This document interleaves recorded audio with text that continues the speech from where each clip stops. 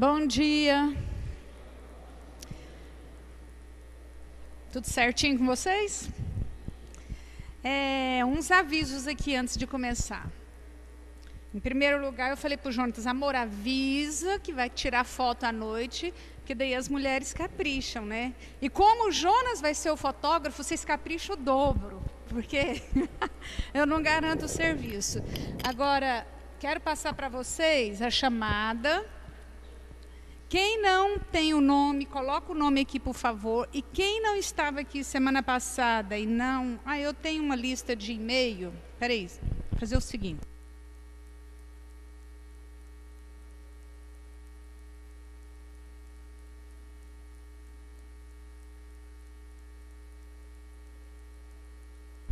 Tem alguém que recebeu o meu e-mail essa semana e não respondeu? Pode levantar a mão. Então receberam, só não responderam, né? Obrigada, amor. Recebeu e não respondeu. Porque eu quero que só os que estão marcados de amarelo aqui me responderam. Se você recebeu, você não estava aqui semana passada. Isso aqui é uma lista nova, viu? Para você conferir o seu e-mail, porque tinha gente que não estava recebendo. Então, você passa aqui, vou passar a chamada, você põe o... Nossa, que desorganizado.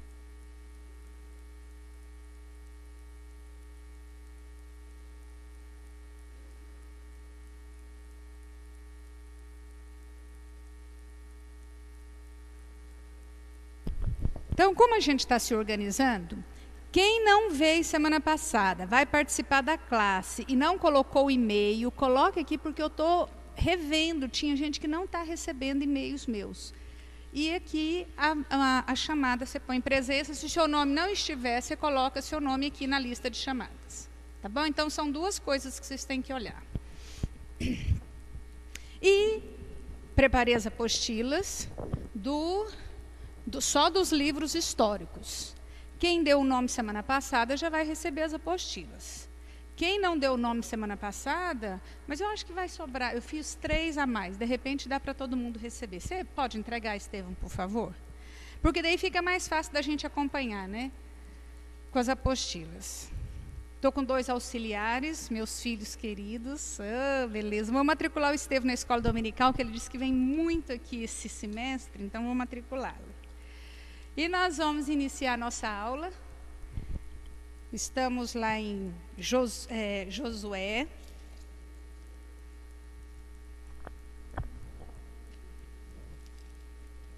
E semana passada nós paramos no capítulo 7, não foi?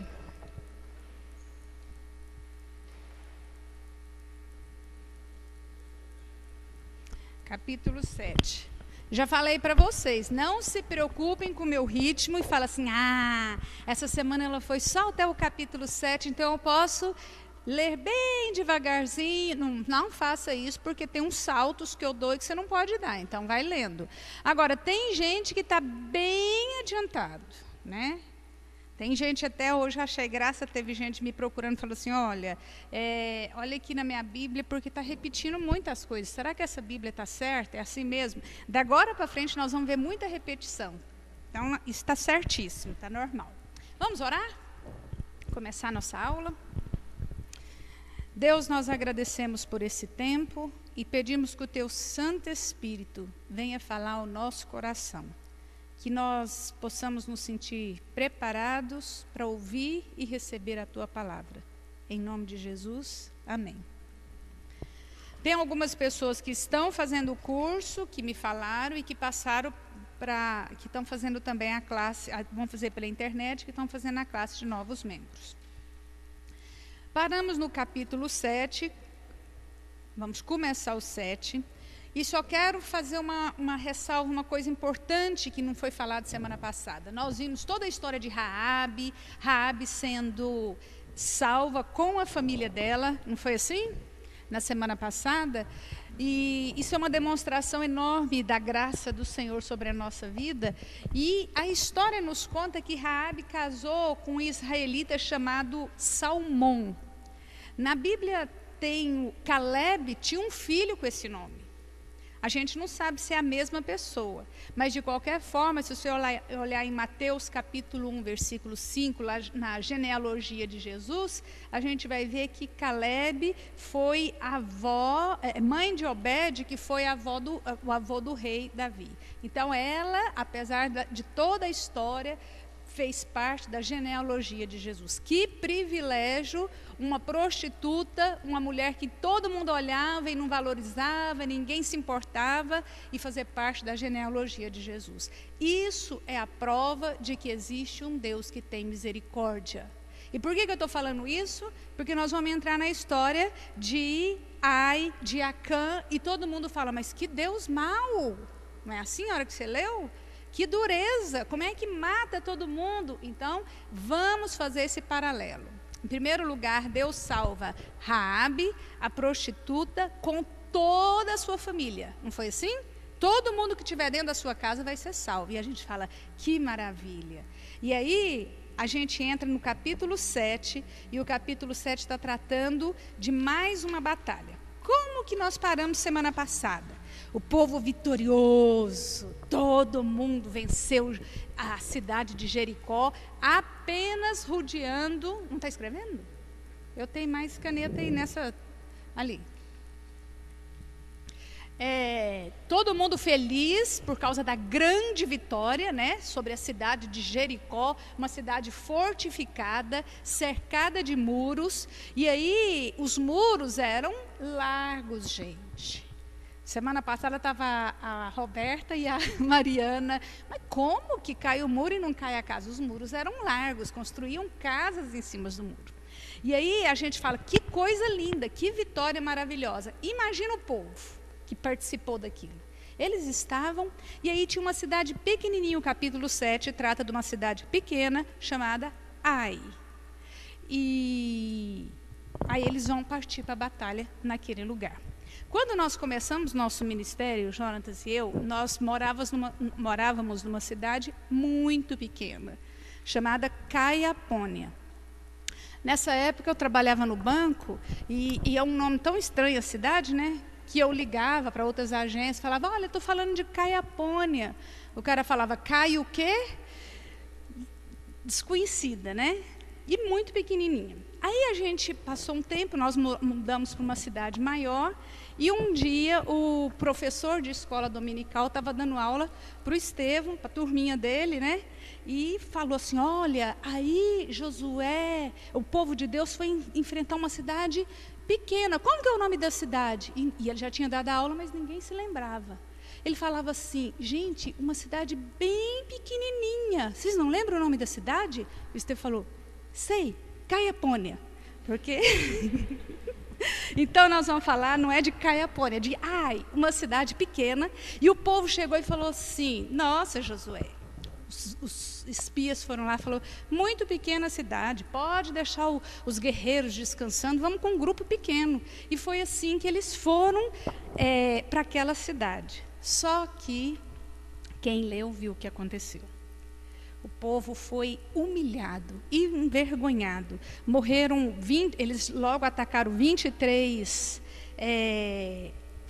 ou 32? Mataram, deixa eu ver, feriram, 2 dos 3 subiram aos ombros. Eu perdi o versículo aqui onde está falando. 36 homens foram mortos e os outros saíram fugidos, eles correndo atrás dele. Foi uma vergonha, um fiasco. Sabe quando o time vai jogar com um timeco e leva uma surra? É essa vergonha. Eu ouvi falar que ontem aconteceu uma coisa assim, né? E é uma vergonha. Então foi isso que o povo estava passando. Agora, o que esse capítulo 7 nos alerta? Esse capítulo nos trata da necessidade de nós analisarmos as nossas derrotas. É algo muito sério que está escondido por trás desse capítulo, porque muitas vezes nossa derrota tem a ver com pecado. E a gente sabe que o que estava acontecendo aqui, nesse caso, era pecado. O que tinha acontecido? Acã, quando foi lá em Jericó, Deus falou, não é para tirar nada dessa cidade para vocês. E ele vai e pega uma capa, diz que muito bonita, ouro, e esconde aquilo na tenda dele, embaixo da tenda, na barraca dele. Ninguém sabia. Mas o versículo 1 desse capítulo 7 põe: prevaricaram os filhos de Israel nas coisas condenadas, porque Acã, e aí fala de quem ele era filho, e ele tomou para ele coisas condenadas. Gente, quem que pecou? Não foi Acã? E o versículo começa no plural: prevaricaram os filhos de Israel. Isso aqui nos alerta que Deus é inimigo do pecado, seja ele social, civil ou pessoal. Às vezes uma pessoa peca e contamina todas as outras. A gente vê muito isso em família, não é? É impossível ter uma pessoa assim, muito depravada, muito cheia de pecado, andando fora da linha. Às vezes a pessoa não é nem depravada, mas ela dá uma vacilada, começa a andar fora da linha, e aí o que acontece? A família inteira sofre com aquilo. Não tem como você falar assim, não tem nada a ver com isso. Não tem nada a ver se minha mãe adulterou, eu não tenho nada a ver se meu pai é alcoólatra, eu não tenho nada a ver se meu irmão é drogado. Não é assim. O pecado nos envolve, o pecado nos leva. E foi isso que aconteceu aqui nessa história de Acã. Versículo 5, o que acontece? Depois que o povo perdeu e saiu, subiram de lá, o versículo fala que subiram de lá do povo uns 3.000 homens, os quais fugiram. Então, os 3.000 saíram fugidos.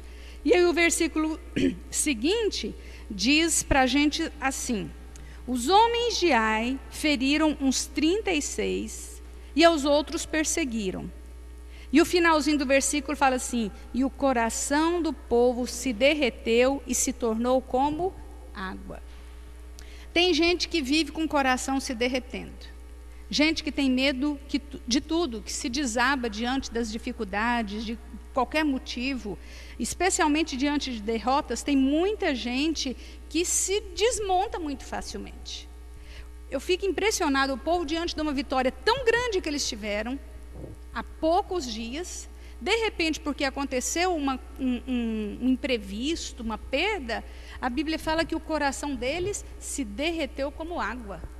E nós precisamos aprender o que fala lá em Lamentações 3:21. Quero trazer à memória o que me pode dar esperança.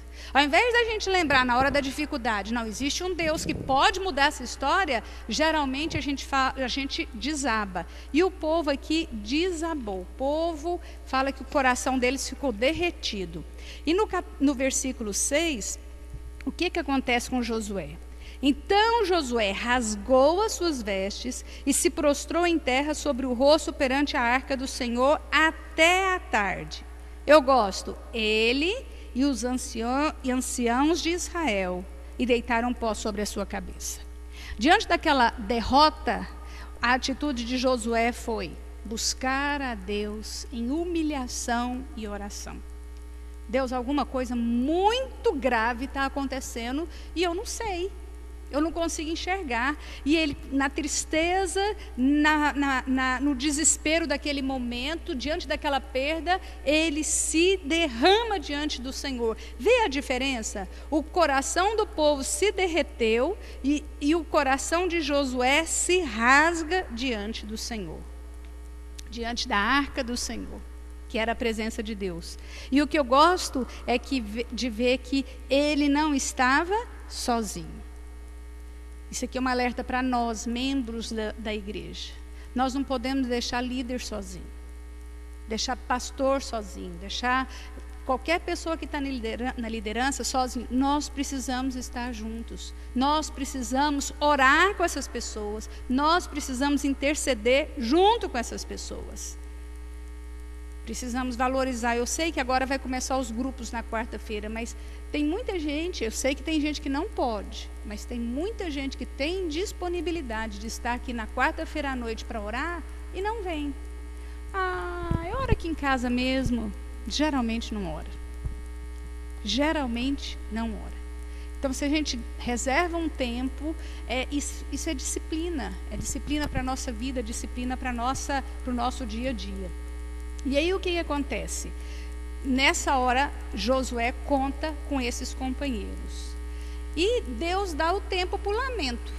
Quando a gente vive alguma coisa difícil na nossa vida, Deus não proíbe a gente de chorar, de lamentar. Ele não vira para a gente e fala, engole esse choro. Não é assim.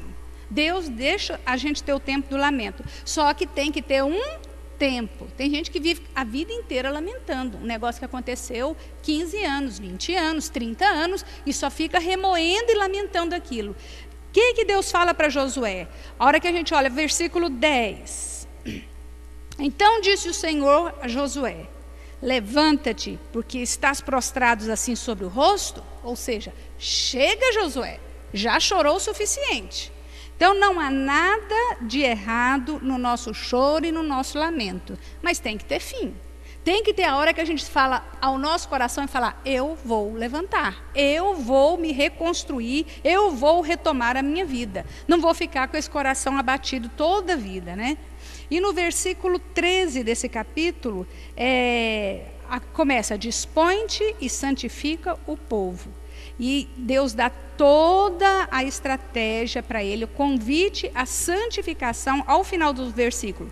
Aos vossos inimigos não podereis resistir enquanto não eliminardes do vosso meio as coisas condenadas. Isso é seríssimo. Se a gente olhar para esse versículo, a gente vai entender um tanto de coisa na nossa vida. Nossa, por que eu não consigo vencer isso? Por que eu não consigo alcançar aquilo?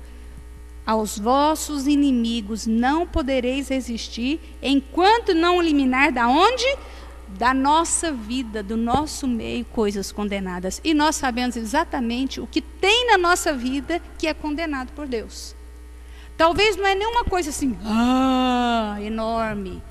Mas a gente tem, às vezes, os nossos comportamentos. Às vezes, a nossa língua tem um comportamento condenado. Às vezes, a nossa impiedade, a nossa falta de misericórdia. Às vezes, a nossa preguiça. Isso tudo são comportamentos condenados e que nos impedem de ter vitórias, de ter conquistas. E o Senhor deixa isso muito claro para o povo. Olha, se vocês não eliminarem o que é imundo, o que é sujo, o que é condenado do meio de vocês, ou da nossa vida, trazendo esse texto para a nossa vida, nós não vamos ter vitória sobre os nossos inimigos. E os nossos inimigos não significa que é alguém que está com uma arma nos atacando. Mas os nossos inimigos é aquilo que nos impede de conquistar. Às vezes o nosso inimigo é a falta de capacidade. Eu não consigo aprender, eu preciso de inteligência para abrir uma porta, para conseguir um trabalho. Às vezes o nosso inimigo é a impaciência. Eu preciso de paciência para lidar ou com o chefe, ou com meu marido, ou com meu filho, ou com a minha esposa. Nós temos diversos inimigos que nos impedem de conquistar a vitória. E esses inimigos muitas vezes não saem da nossa vida por falta de santificarmos o nosso comportamento. Então, esse versículo 13 é um convite à santificação. Aí no capítulo 7 ainda, dos versículos 24 a 25, foram olhando, fazendo, até descobrir aonde estava o problema. Então Josué e todo Israel com ele tomaram Acã, filho de Zera, e a prata, e a capa, e a barra de ouro, e seus filhos, e suas filhas, e seus bois, e seus jumentos, e todas as ovelhas, e sua tenda, e tudo quanto tinha, e levaram ao vale de Acor. Disse Josué, por que nos conturbastes? O Senhor hoje te conturbará. E aí apedreja e destrói e acaba com aquela família. E a gente fala, o que aqueles menininhos têm a ver com isso? Não é assim? Não tem como a gente ler esse texto e não pensar isso. O pecado não respeita esse tipo de coisa. O pecado, quando ele entra numa vida, numa casa, numa família, ele não vai respeitar se tem criancinha, se tem vovozinho. Ele chega e isso aqui é uma coisa muito forte, mas para a gente entender o poder contaminador do pecado na vida do povo de Deus. Ele chega e arrasa com tudo. Então foi exatamente isso que aconteceu, o castigo de Deus, bem ao contrário do que aconteceu com Raabe, né? Que Deus salva também toda a família. Então, ao mesmo tempo que o pecado destrói uma família inteira, a graça de Deus é capaz de alcançar uma família inteira. Isso é algo muito importante que nós devemos observar e fazer essa comparação. No capítulo 8, aí Deus dá novas estratégias para Josué. Agora Deus instrui como é que ele ia fazer tudo. E Josué no versículo 10 fala que ele levantou de madrugada. E líder tem que levantar cedo, líder tem que ser o primeiro a chegar. Se você é chefe, se você é patrão, se você tem cargo na igreja, se você tem uma responsabilidade, você tem que estar lá em primeiro lugar. Tem que estar à frente, tem que ser. E Josué nos dá esse exemplo. A Bíblia fala que ele levanta de madrugada para resolver as coisas que era da sua responsabilidade. Questão da leitura, vou fazer um parêntese aqui. Tem muita gente que eu sei que fica com a leitura atrasada. Tem muita gente que fala assim, não dá tempo, não dá tempo. Levanta de madrugada, vai dormir mais tarde, desliga a TV, você vai ver o tanto que vai render a sua leitura. São coisas que a gente sabe que dá tempo. Nós sabemos que é possível. Nós sabemos. Eu gosto de dar o testemunho da primeira turma que fez essa sala, esse curso. Era completamente diferente disso aqui, que a gente fez a Bíblia toda em 10 meses. 30 capítulos por semana. É muita coisa, gente. 30 capítulos por semana. E o comportamento daquela turma, nós éramos 40 alunos, o comportamento daquela turma foi completamente modificado a partir do momento que eles fizeram o compromisso. Compromisso comigo? Não. Compromisso com Deus. E aí eu começo a ouvir os testemunhos ao longo do curso, né? Gente falando, olha, eu assinava revista, eu parei, eu assinava jornal, eu parei, porque esse ano eu quero me dedicar a isso. Eu assistia novela, parei, ainda vira e fala assim, mas foi uma beleza, a melhor coisa que eu fiz na minha vida. Eu madrugo, eu agora vou dormir mais tarde. Tinha gente que falava assim, engraçado, quando o pessoal de Franca gosta muito de ir para rancho, né? Final de semana, tal, passear. Fala, teve um homem falando para mim, é muito engraçado. Esses dias eu me senti até um peixe fora d'água, porque nós somos em 2 famílias lá para o rancho. Aí chegou uma hora, porque a maioria da turma daquelas 2 famílias estava na classe da leitura da Bíblia. Diz que chegou uma hora, procura um, lê na Bíblia. Procura outro, lê na Bíblia. Procura no rancho, no tempo de diversão, eles reservaram um tempo para isso. Ou seja, quando a gente quer, a gente consegue. Assuma o compromisso. Isso não é para mim, é para você. Viu o que a Roberta falou aqui? A palavra de Deus, ela adoça a nossa vida. Ela ilumina o nosso caminho. Ela nos fortalece, ela nos direciona. Quantas vezes a gente fica sem direção, perdidos? Procura na palavra de Deus. Então, Josué está com esse povo aqui firme na palavra de Deus, se santificando. E aí ele dá o exemplo de levantar cedo, de oferecer ao Senhor ofertas. E uma coisa interessante, depois dessa vitória, Deus dá a estratégia, né? Ele fala, vai de novo um grupo, e a hora que vocês estiverem chegando na cidade, eles vão ver vocês, eles estão se sentindo, vão atacar vocês e vocês saem correndo. Quando vocês saírem correndo, já tem uma emboscada lá atrás e nós vamos atacar e queimar a cidade. Toda a estratégia que Deus deu. E isso aconteceu. Foi tudo destruído. Eles venceram. Depois que eles venceram, saiu batendo no peito. Nós somos os bons? Não.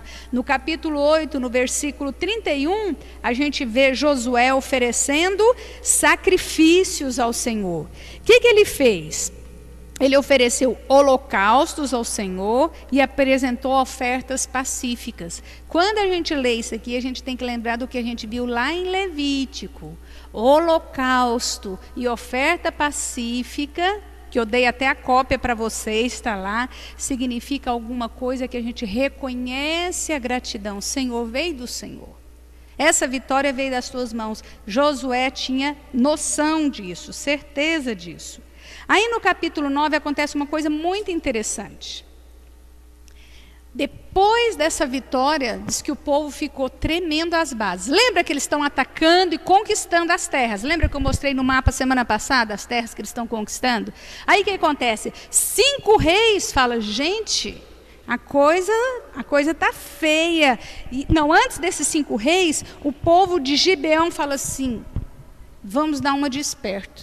E chega tudo mal vestido, tudo rasgado, com pão bolorento, com um vinho velho, e chega diante de, como se estivesse viajando há dias, e chega diante de Josué e fala: olha, a gente veio de tão longe, e a gente quer fazer aliança com vocês, porque nós sabemos que vocês têm um Deus poderoso, um Deus forte, um Deus grande, e nós queremos, e eles acreditam naquilo tudo, e a Bíblia fala que eles não consultaram ao Senhor. Olha o versículo 14 do capítulo 9. Então os israelitas tomaram da provisão e não pediram o quê? Conselho ao Senhor. Quantas vezes nós não pedimos conselho ao Senhor e a nossa vida se complica? Quantas vezes? E eles se envolveram agora com um povo que Deus falou: não é para misturar com esse povo. Preste atenção na maneira como isso acontece. Eu acho muito interessante. De repente você leu e não observou os detalhes dessa história. O povo chega e passa para trás Josué e os líderes, com uma mentira. Eles caem nessa mentira porque eles não consultaram ao Senhor. Quer dizer, a gente podia chegar e falar assim: Deus, eles mentiram para mim. Mas você consultou o Senhor? É isso que aconteceu. Aí o povo faz eles fazem pacto diante de Deus que ia guardar e proteger aquele povo. 3 dias depois eles ficam sabendo que era tudo mentira e que o povo morava ali perto. A mentira tem perna curta. Olha o versículo 16. Ao cabo de 3 dias, depois de terem feito aliança com eles, ouviram que eram o quê? Vizinhos e que moravam ali. Fala: como que vocês fizeram isso com a gente? O certo, na sua cabeça, o que você acha que Josué tinha de fazer do povo de Deus? A hora que você leu, você pensou o quê? Qual seria a atitude normal? Pode falar, gente. Um de cada vez. Mentiram, passaram para trás, aí descobre, fizeram uma aliança, e agora descobre, 3 dias depois, que eles foram trapaceados. Qual seria o certo, na nossa cabeça? Matar e destruir esse povo tudo. Mentiu? Agora vão ser tudo destruído. Só que eles tinham feito uma aliança diante de Deus. E é tão interessante que até uma aliança feita num momento errado, da maneira que não foi planejada, mas se foi feita diante de Deus, o nome de Deus, isso era preciso ser sustentado. E aí Josué fala assim para eles, dá um castigo para eles lá, fala que a partir desse momento eles não seriam mortos, mas eles seriam escravos deles, cortariam lenhas e tirariam água. Eu fiquei pensando, que trabalho, água no deserto, naquela região, não é fácil. Então eles foram castigados, punidos, mas não foram destruídos, por causa da aliança e do pacto que havia. Havia uma palavra que foi feita. Eu tinha uma professora que falava assim que a melhor coisa, uma das melhores coisas de ser mulher é não ter que ter palavra de homem. Porque ela falava assim, se eu quiser voltar atrás, eu volto. Não tem palavra de homem mesmo. E é interessante, a hora que eu leio isso aqui, lembro, falo assim, palavras que a gente faz diante de Deus, isso é imutável. Isso é imutável. E foi isso que aconteceu. E mesmo sabendo da verdade, eles não matam. O que acontece no capítulo 10? 5 reis ficam sabendo que aquele povo fez aliança com Josué. Fala, nossos vizinhos aqui fez aliança, os espertinhos, vamos juntar nós sim que vamos dar uma lição nesse povo. Nós vamos acabar com eles. Preste atenção como a coisa acontece. Humanamente falando, quando esse povo de Gibeon ficou sabendo dessa união e falou, nós vamos acabar com eles, nós vamos destruir esse povo tudo, o que eles fazem? Entram em apuro e mandam um recado para quem? Josué. Olha o versículo 4 do capítulo 10. Subi a mim e ajudai-me. Firamos Gibeão, porquanto fez paz com Josué. Não, isso aqui é o rei fazendo, chamando o povo para estar junto com eles, nesse momento. Deixa eu ver se eu encontro o versículo que eu quero aqui. O 6. Os homens de Gibeão mandaram dizer a Josué no arraial de Gilgal, não retires as tuas mãos dos teus servos, sobe apressadamente a nós e livra-nos, ajuda-nos, pois todos os reis dos amorreus que habitam nas montanhas se ajuntaram contra nós. Parece piada, não é? Os caras mentem para Josué, passa ele para trás. E aí, de repente, os reis, 5 reis, se voltam contra aquele povo que passou Josué para trás, e eles mandam um recado para Josué e falam: vem nos ajudar, vem nos livrar, porque o povo ficou sabendo que nós fizemos uma aliança com vocês, quer dizer, uma aliança na trapaça, né? E eles querem nos destruir, vem nos ajudar. Outra vez, humanamente falando, o que a gente ia pensar? Eu não vou matar, mas se Deus está querendo matar o povo, deixa que morra. Vamos ficar livres desse povo. Mas havia uma aliança feita diante de Deus. Aliança feita diante de Deus não pode ser quebrada. Isso deve ser a nossa segurança. As promessas que Deus tem para a nossa vida, isso jamais vai se quebrar. É palavra de Deus, é aliança de Deus. E eles avisam Josué, e o que acontece no versículo 11 desse capítulo 10 é o seguinte: sucedeu que, fugindo eles de diante de Israel, o Senhor fez cair sobre eles, eu quis destacar esse versículo, grandes pedras. E ali diz que morreu mais gente com a chuva de pedra do que pela própria mão dos filhos de Israel.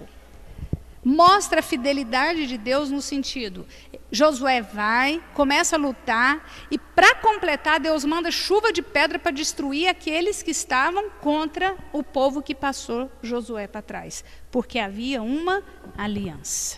Deus é Deus que não quebra a aliança feita conosco. E para completar, dos versículos 12 até o 15, 14, o que acontece? Eles estão naquela batalha ferrenha, aquela luta, e o tempo passando. Sabe quando você tem muita coisa para fazer, você fala, não é possível, já isso tudo? Nossa, não vai dar tempo. O dia está passando muito mais rápido do que você gostaria, ou tem necessidade. Josué olha, e aí sabe o que ele faz? Sol se detenha, parem no céu, enquanto eu não acabar de destruir todo mundo. E a Bíblia fala que o sol se deteve, parou, e que não houve um dia na terra como aquele. Olha o versículo 13, o finalzinho. O sol, pois, se deteve no meio do céu, e não se apressou o pôr sol quase o dia inteiro. Não houve dia semelhante a este, nem antes, nem depois dele, tendo o Senhor assim atendido a voz de quem? De um homem. Que desafio para nós.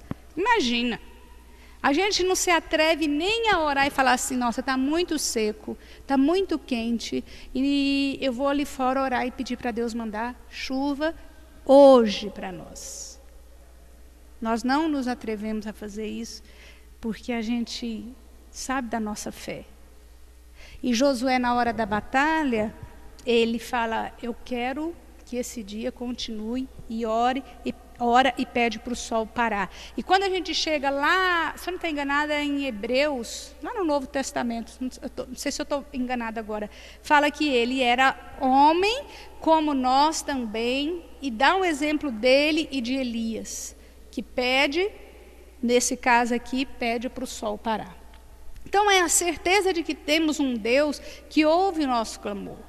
Um Deus que olha para nós, um Deus que se preocupa com as nossas necessidades, um Deus que quer fazer grandes coisas na nossa vida e que nos responde nos momentos da nossa batalha. Josué estava no calor da batalha e Deus ouve o clamor do coração dele. E aí ele pega os 5 reis, o povo vê os 5 reis entrando dentro de uma caverna. E aquele monte de soldado. Josué fala, fecha a boca da caverna, vamos cuidar desses soldados todos, e depois que mataram todos os soldados, foram lá e buscaram os 5 reis. E eu gostaria que você olhasse aí no capítulo 10, nos versículos, finalzinho do versículo 24, fala assim, eles trazem os 5 reis, e no final fala assim, e chegaram e puseram os pés sobre os pescoços deles. Então, o pé em cima do pescoço de cada um daqueles reis. Então Josué lhe disse, versículo 25, não temais, nem vos atemorizeis, sede fortes e corajosos, porque assim fará o Senhor a todos os vossos inimigos, contra os quais pelejardes. Que coisa grande para esse povo ver na prática. Ele diz, inimigo, nosso, que é inimigo de Deus, Deus vai colocar nosso pé no pescoço deles. É assim que vai acontecer. É assim que deve acontecer com aquele pecado que nós carregamos muitas vezes na nossa vida e que a gente sabe com clareza que é inimigo de Deus. É ou não é? Qualquer pecado que nós carregamos na nossa vida, no nosso coração, no nosso comportamento, no nosso dia a dia, são inimigos, é um inimigo de Deus e que nós devemos pisar no pescoço. Falar, isso não vai me dominar. Isso não vai reinar sobre a minha vida. O Senhor já me deu vitória sobre isso. Aí no capítulo 11, mostra outras conquistas de Josué, né? A conquista, e lembrando, gente, que para conquistar essa terra, eles levaram aproximadamente 7 anos. Versículo 15 do capítulo 11, olha que legal.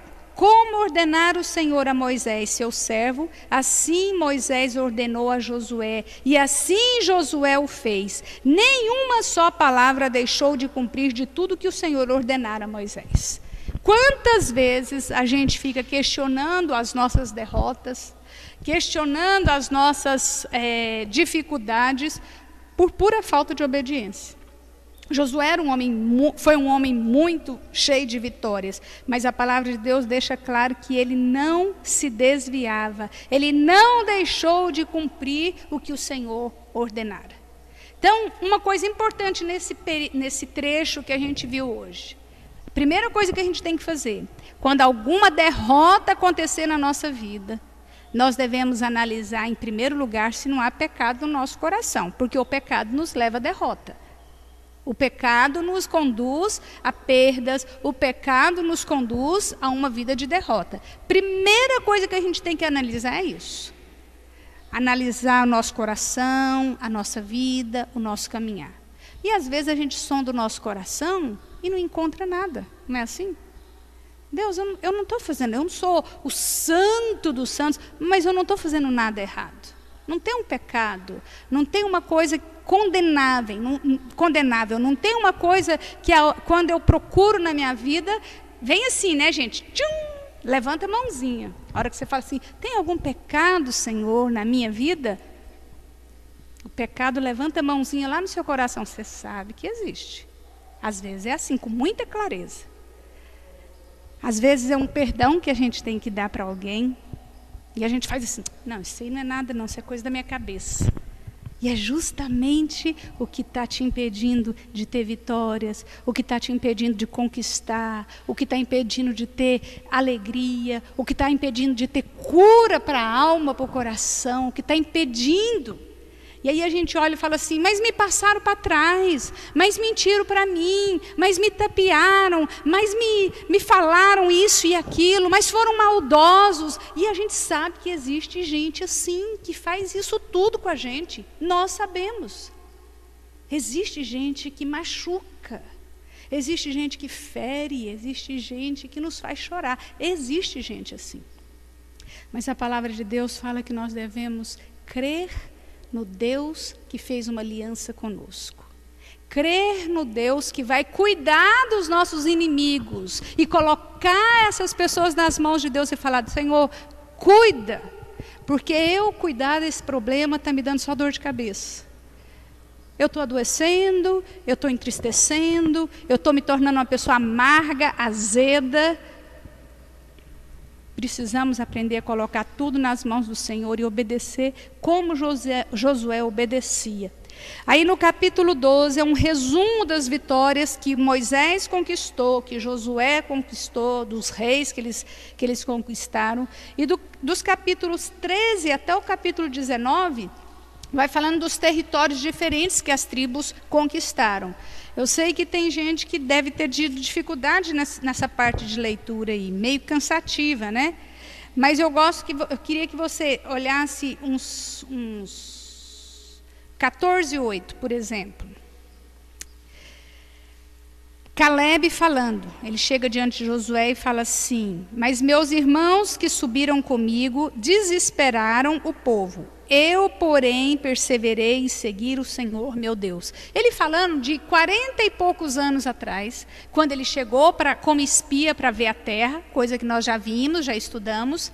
E aí ele fala assim, os meus irmãos entraram em desespero, mas eu perseverei. E ele fala assim, ele está aqui diante de Josué falando assim, Josué, a terra que eu quero não é qualquer terra. A Bíblia fala nesse texto aí que Caleb queria uma terra onde moravam os Anequins, aqueles gigantes, que eram homens muito grandes, um povo forte, que metia medo mesmo. Era um lugar difícil de conquista. E ele fala, eu quero aquilo que o Senhor me prometeu, que eu vi aquele dia e desejei.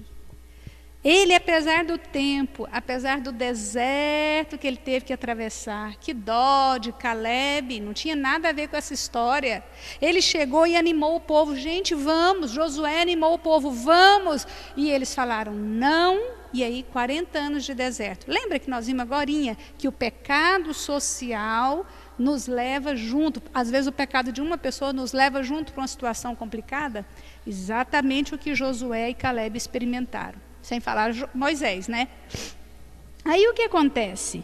Eles, nesse momento ele fala, eu quero aqui nada menos que aquilo que o Senhor me prometeu.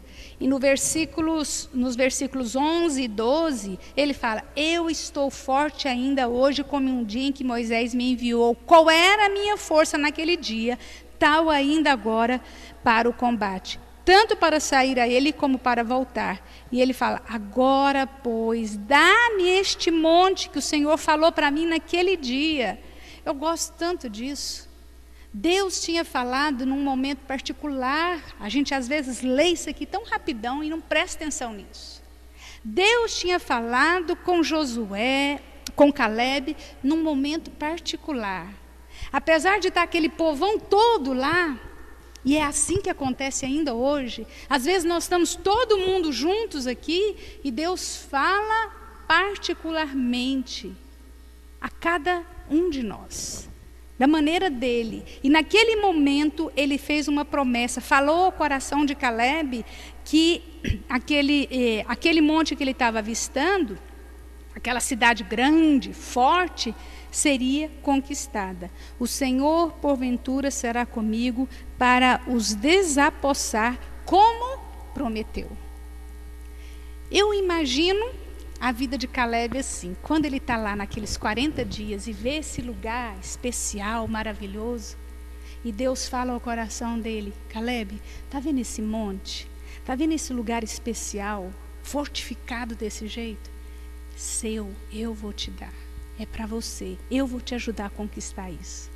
Aí ele volta todo feliz lá, né? Depois dos 40 dias, e o povo fala, a coisa mudou, e aí eles começam 40 anos no deserto. Imagina a cabeça desse Caleb no deserto. Senhor, e minha promessa, e minha terra, e minha conquista, o monte que o Senhor prometeu para mim, onde? Eu imagino que em dias difíceis, em momentos complicados, porque a gente pensa que o povo da Bíblia só vivia assim, coisa boa, né? Tudo era fácil. Nós esquecemos que esse povo tinha dor de dentro, tinha dor de barriga, tinha confusão dentro da casa deles, tinha tristeza, tinha perdas. Nós esquecemos do dia a dia desse povo. Eles tinham dia a dia normal. E eu fico imaginando que o dia, ninguém está sempre assim animadão, né? Ninguém está sempre, como é que você está? Maravilhoso. Como é que você está? Excelente. Ninguém é assim, gente. Tem dia que a gente acorda, hoje estou para baixo. Não é assim? Ou será que é só lá em casa que acontece isso? Tem dia que a gente não acorda bem. Tem dia que a gente precisa de ânimo novo. Tem dia que a gente olha para a palavra de Deus e fala, Senhor, onde estão as tuas promessas para a minha vida? Eu estou à espera, eu desejo, eu quero isso para mim. O Senhor precisa me animar. E mais uma vez eu volto na meditação, no salmo que foi lido aqui pela Roberta.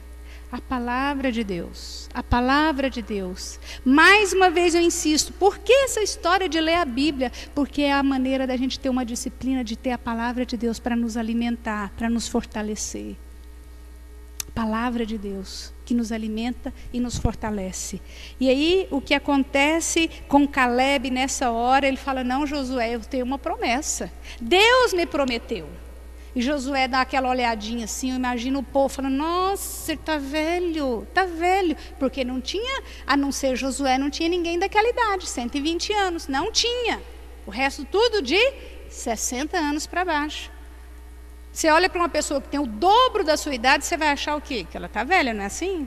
Gente, esse homem está muito velho, não vai ter condições. Pois Deus dá, ele vai atrás daquilo que Deus havia prometido e ele conquista o que Deus havia prometido. No capítulo 15, a gente vê, versículo 14, a concretização. 15, 14. Dali expulsou Calebe os 3 filhos de Anak, Sesai, Aimã e Talmai, gerados de Anak. Então ele conquista aquilo que Deus prometeu. Deus prometeu uma coisa para você, espere, porque o Senhor vai dar. Vai dar. Lembra que nós já falamos aqui que tem promessas que é para todo mundo, tem promessas que são individuais. Nós precisamos ter esse discernimento. E tem aquelas promessas que Deus vem para você assim, no segredo. Não sei se você já teve essas experiências. Deus vem no segredo e fala no seu coração: vou fazer isso na sua vida e na sua história. Tem uma pessoa aqui que já me contou uma coisa tão legal sobre isso. Né, Carlos? Carlos é colombiano, está morando esse ano aqui em Botucatu, fazendo mestrado, e a gente já teve umas conversas, ele dando testemunho, e Deus falou claramente ao seu coração de coisas que a gente fala, não é possível que isso ia acontecer. E Deus cumpriu, não foi assim? E Deus está cumprindo na sua vida. Não tem sido assim? Deus cumpre promessas na nossa vida. Ai, por que Deus não fala comigo, hein? Será por quê? Fala com todo mundo, não fala. Intimidade. Intimidade com Deus. Nós precisamos ter tempo com Deus. Precisamos buscar o Senhor. Aí no capítulo 12, não. 12 não. No capítulo 18, eu quero mostrar uma coisa. 18, versículo 3. Disse Josué aos filhos de Israel: até quando sereis remissos em passardes para possuir a terra que o Senhor Deus de vossos pais vos deu? Lembra que tinha aquelas 2 tribos que falou assim: a gente vai ficar por aqui mesmo, 2 tribos e meia, a gente vai ficar por aqui mesmo, de cá do Jordão. É o seguinte,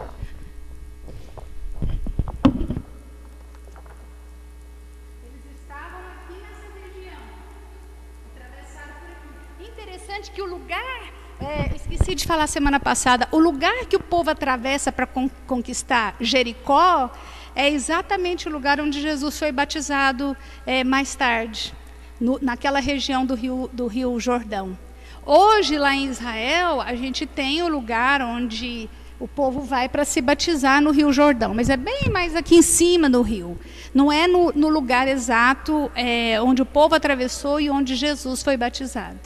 Então, no mesmo lugar onde o povo conquistou e atravessou, que o Jordão, semana passada, o que aconteceu com o Jordão? Se abriu. Naquele mesmo lugar, Jesus foi batizado. Então, as 2 tribos que estavam de cá do Jordão, Josué chega e fala assim: vocês estão muito acomodados. Até quando vocês vão ficar remissos e sem possuir a terra que o Senhor deu para vocês? Ou seja, sacudindo o povo. E eu estou aqui sacudindo muita gente hoje, nessa manhã. Até quando você vai ficar aquém daquilo que Deus pode dar para a sua vida?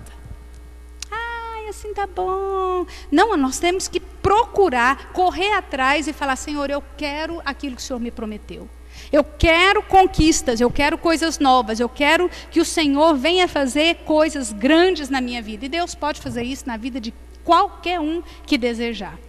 Então, dos capítulos 13 até o 19, são a distribuição das tribos para cada um, falando passo a passo, cada pedaço que cada um ficou. E aí, no versículo 20, nós temos as cidades de refúgio. Por que eles construíam essa cidade de refúgio? No capítulo 20. Quem lê o texto vai entender que quando alguém cometia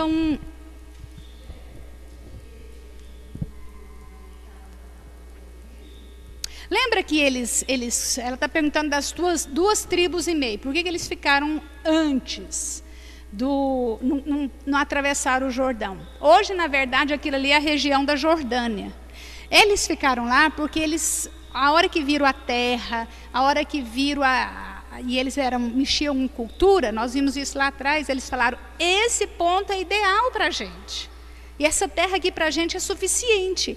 Aí Josué falou assim, tudo bem, vocês podem até ficar com essa terra, mas primeiro vocês vão atravessar conosco, lutar, vencer todas as batalhas, e depois vocês voltam e tomam posse do que Deus prometeu para vocês. No dia, lembra até que eu falei assim, que a gente precisa ter muito cuidado com aquilo assim, tá bom para mim, o resto que se dane. Então, tinha gente, eles falaram assim, não vamos atravessar o rio, não vamos conquistar, porque aqui para a gente está excelente. Josué falou assim, se quiserem ficar aqui, vocês podem. Se isso aqui é bom para vocês, ótimo, mas vamos ajudar os outros a conquistar. Certo? Por isso que eles ficaram. Aí, no capítulo 20, a cidade de refúgio. Eles construíam cidades de refúgio porque a lei não era duríssima com o povo, olho por olho, dente por dente, não era. Era a lei de Moisés que eles seguiam, lembrem, gente? Lei de Moisés, não tinha nada de graça aqui ainda não. Aí o que acontece? Se alguém sem querer matou, tem toda a lista lá, matou uma pessoa, atropelou com um boi, né? Atropelou uma pessoa, ele tinha um lugar de refúgio, porque não foi de propósito. Essas cidades foram construídas para isso. E nós temos aqui o nome dessas cidades, e nós não podemos nos esquecer que Jesus é o nosso refúgio. Jesus é a nossa cidade de proteção. Quando a gente faz alguma coisa que foge do padrão de Deus, que é errado, que é pecado, para onde que nós vamos correr? Para a nossa cidade de refúgio, Jesus. E eu gosto dos nomes dessas cidades aí, lá no capítulo 7, tem os nomes das cidades. Depois eu vou colocar, na hora que terminar a aula, que, desculpa, não deu tempo de eu fazer slide do jeito que eu queria hoje, viu, gente? Essa semana foi meio tumultuada, mas eu vou colocar para vocês o nome das cidades e cada significado. Olha lá no versículo 7, tem as cidades. Quedes significa justiça, Jesus é a nossa justiça. Siquém significa segurança, Jesus é a nossa segurança. Kiriat Arba significa lugar de conserto. Jesus é o nosso lugar de conserto. Bezer significa força. Jesus é a nossa força. Ramote significa dignidade. Jesus é aquele que nos dá dignidade. E Golã significa alegria. Jesus é o Deus, é a nossa cidade forte que traz para o nosso coração alegria. Depois eu passo para vocês o nome, se alguém quiser, eu vou deixar o nome das cidades aí. E então esse povo tinha esse lugar de refúgio. E aí eu olho para essas cidades e eu pergunto para você hoje, será que você não está precisando nesse momento da sua vida se refugiar em uma dessas cidades? Não está faltando na sua vida, Deus, está faltando justiça na minha vida. Agiram com injustiça contra mim. Eu preciso de justiça. Eu preciso de segurança. Eu preciso de conserto, Deus. Minha vida está tão atrapalhada. Eu estou precisando de um lugar de conserto. Senhor, o que eu estou precisando é de força. Está muito complicado, está muito difícil. Eu estou precisando de dignidade. Ou então eu estou precisando de alegria. É muito triste a gente ver o povo de Deus, gente de Deus, vivendo tristeza. Uma vida de tristeza. Não consegue sorrir, não consegue se alegrar, não consegue louvar, não consegue adorar. De repente, por um momento que está vivendo, isso é natural. Lembra que a gente viu agorinha Josué chorando, lamentando? Mas tem gente que tem uma vida sem alegria. E está errado, nós precisamos procurar Jesus, que é a nossa alegria. E no capítulo 21 fala das cidades dos levitas, né? Eu gostaria só de destacar o versículo 45, que é o último desse capítulo, que diz assim: nenhuma promessa falhou de todas as boas palavras que o Senhor falara à casa de Israel. tudo se cumpriu. Vamos repetir esse finalzinho aí? Tudo se cumpriu. O que Deus vai cumprir na nossa vida? Tudo que Ele prometeu. Tudo que o Senhor prometeu, Ele vai cumprir na nossa vida. Ah, mas de repente Deus prometeu alguma coisa e aí eu não obedeci e deu errado. Pode acontecer, não foi isso que aconteceu lá em Ai? Deus tinha prometido, vocês vão conquistar toda essa terra. Mas por causa de uma desobediência, eles tiveram a derrota com relação àquela cidade. Então, se nós vivermos uma vida de obediência, de santidade, caminhando perto do Senhor, tudo que o Senhor prometeu vai se cumprir na nossa vida. Eu vou só mais o capítulo 22, e aí a gente fica o 23 e o 24 para a semana que vem, e a gente começa Juízes. Olha que chance que eu vou dar para vocês. Juízes são 20, se eu não estou enganado, 21 capítulos, uma mamata. 21 capítulos. E eu vou dividir em 2 aulas, 10, 11, tá bom? Tem tanta coisa legal nesse livro de Juízes. Tanta coisa interessante, vocês já vão preparando o coração a hora que lê esse livro, que vocês vão falar, ué, mas eu pensei que isso aqui era povo de Deus, eu pensei que isso aqui era homem de Deus. Tinha líderes que eram realmente homens santos de Deus, e tinha juízes que foram colocados lá e que não tinha uma gota de juízo, né? Era juízo, mas não tinha juízo. Então, se prepare para você ler, anote as dúvidas para você perguntar semana que vem, alguma coisa assim, porque tem umas histórias bem estranhas aí nesse livro de Juízes. É um momento da Bíblia que o povo estava assim, sabe, quando tem mais cacique do que índio? Era isso que estava acontecendo aqui nesse momento. Todo mundo mandava, cada um fazia do jeito que queria. E aí é um momento conturbado na vida do povo de Deus. Mas voltando aqui ao capítulo 22, o retorno das tribos orientais, aquelas 2 tribos e meia, volta, né, nos versículos 3 até o 5, mostra eles voltando, né, depois de ajudar a conquistar, volta para a terra, mas levando junto os conselhos de Josué. Josué deu conselho para o povo e fala, olha, vocês estão voltando, ao versículo 5, tende cuidado, porém, de guardar com diligência o mandamento e a lei que Moisés, servo do Senhor, vos ordenou. Que ameis o Senhor vosso Deus, andeis em todos os seus caminhos, guardeis os seus mandamentos e vos achegueis a Ele e os sirvais de todo o vosso coração e de toda a vossa alma. É o conselho que a gente dá para filho quando eles saem de casa, para gente que a gente ama quando vai ficar longe. Olha, fica firme, não desvia para a direita nem para a esquerda, cuidado com isso, cuidado com aquilo. Era o conselho que Josué estava dando para aquela tribo que ia ficar do outro lado do Jordão. A gente pensa, nossa, parece que está indo para outro. É porque naquele tempo era difícil a locomoção. E eu mostrei para vocês, se não fosse para atravessar o Jordão, eu ia pôr o pedestal aqui, esqueci. Essa é a região que eles escolheram. Se não fosse para atravessar o Jordão, eles têm que vir aqui embaixo, passar por baixo do mar Morto, para poder chegar nessa região. Isso leva tempo, isso leva uma certa dificuldade. Então, por isso que Josué praticamente se despede deles, que eles não eram um povo que tinha um contato assim direto, tão próximo, igual as outras tribos. E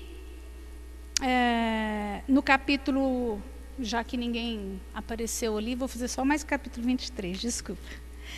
No capítulo 23, que é bem pequenininho, o que eu quero falar, é uma exortação à felicidade. Josué traz a palavra de coragem, obediência e santidade ao povo. No versículo 8, mas ao Senhor vosso Deus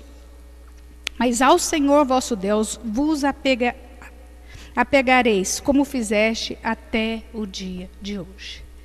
É uma palavra de muita exortação e de muita seriedade que nós devemos levar no nosso coração. Senhor, aconteça o que acontecer, eu quero me apegar ao Senhor. Aconteça o que for, eu quero estar próximo do Senhor. E é fácil a gente falar assim, perto quero estar, junto aos teus pés. Contudo, está maravilhoso. Agora, quando a coisa começa a complicar, e eu lembro de uma vez, uma jovem mãe, estava conversando com ela, e ela me explicando que ela tinha perdido uma criança de 2 anos e meio, e eu falei, nossa, que coisa difícil. Como é que você suportou passar por isso? E eu lembro que ela falou assim, olha, na hora da tragédia, da tribulação, nós temos 2 opções. Ou a gente se apega a Deus, ou a gente se afasta de Deus. Ela falou, eu escolhi me apegar e não me arrependi. Deus trouxe o conforto, Deus trouxe a cura, Deus trouxe aquilo que eu precisava para viver e atravessar aquele momento difícil. E eu encerro aqui, fica só um capítulo, que é rapidão, semana que vem, deixando essa palavra para você. Essa palavra aqui é de não se afastar, 23:8. É para a gente se apegar ao Senhor, aconteça o que acontecer. Eu não sei o que você tem que enfrentar essa semana, ou o que você passou essa semana, que de repente está deixando seu coração tão fragilizado, tão machucado, tão ferido. Está aqui, a gente olha o rosto e não sabe o que está passando dentro da alma, dentro do coração. Deus sabe. E Deus é Deus que pode nos confortar. Apegue-se a Ele. Gruda nele. Esses dias eu estava conversando com um rapaz, aconselhando ele, e ele falando assim, nossa, a coisa está tão complicada, que eu sei que tem que ficar tão perto de Deus, que a vontade, sabe o que é? Ele ficou assim, procurando uma coisa para expressar, falou assim, a vontade é de agarrar na cruz de Jesus, assim, e ficar grudadinho na cruz de Jesus. E é isso que nós temos que fazer. Não importa o que você tenha que viver, passar ou atravessar, apegue-se a Deus, como Josué ordena para aquele povo. E você vai ter o privilégio, como Caleb, de conquistar todas as promessas que Deus colocou no seu coração. Vamos ficar de pé e orar? Promessas de Deus para as nossas vidas. Eu não sei o que está aí matutando na sua mente. Eu tenho promessas de Deus para a minha vida e que não está se cumprindo. Eu tenho promessas de Deus na minha vida e que eu estou cansado de esperar. Vamos orar por isso agora. Deus querido, o Senhor é Deus de promessas, o Senhor é Deus que cumpre a Tua palavra, o Senhor é Deus de aliança, e nós vimos isso nessa aula hoje. Que o Senhor cumpre a aliança do Senhor, a palavra do Senhor, mesmo quando nós olhamos e na nossa justiça, no nosso critério, isso não deveria acontecer. O Senhor é justo, fiel e cumpre as Tuas promessas. Cumpre a Tua aliança. E nós sabemos que tem pessoas aqui nessa manhã, Senhor, que tem promessas do Senhor guardadas no coração. Talvez promessas que não compartilharam com ninguém, que não tem coragem de dizer para ninguém, talvez por achar que isso é tão grande, tão especial, tão profundo, tão impossível de acontecer. Mas nós queremos que o Senhor esteja renovando a fé de cada um. Promessa de reconciliação, promessa de perdão, promessa de arrependimento, promessa de vitória, promessa de cura, promessa de tantas coisas que só o Senhor pode prometer ao nosso coração. Conquistas que nós podemos conquistar apenas quando nós nos apegamos ao Senhor. E eu peço 2 coisas para o Senhor nessa manhã. Em primeiro lugar, ó Pai, que nós possamos estar nos apegando ao Senhor. E em segundo lugar, que nós possamos sondar o nosso coração e ver se tem alguma coisa que tem nos impedido de conquistar as promessas que o Senhor tem para as nossas vidas. Nos dê arrependimento, nos dê alegria, que o Senhor Jesus, que é a nossa alegria, a nossa cidade de refúgio, possa nos alegrar nesse dia, nessa semana, no nome de Jesus. Amém. Que Deus abençoe a todos e que vocês partam para a conquista essa semana, hein?